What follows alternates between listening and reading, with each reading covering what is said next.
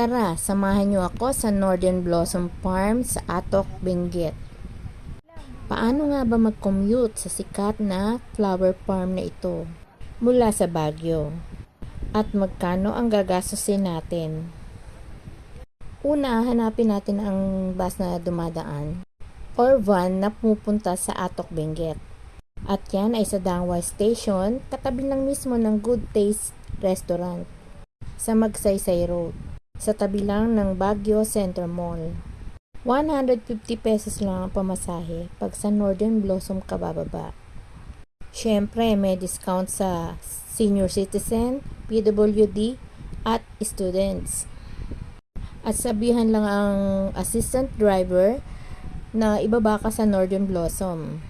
And along the way, mamamangha ka naman talaga sa mga magagandang tanawin ng Benguet na talaga namang